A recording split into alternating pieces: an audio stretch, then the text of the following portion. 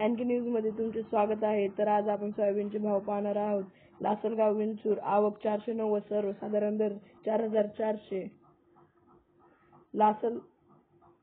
माजलगाव आवक 638, सर्वसाधारण दर 451 रुपये. कारंजा आवक 4000, सर्वसाधारण दर 4475 रुपये. अचलपूर आवक 239, सर्वसाधारण दर 4350 रुपये. जालना आवक 1725, सर्वसाधारण दर 4450 रुपये.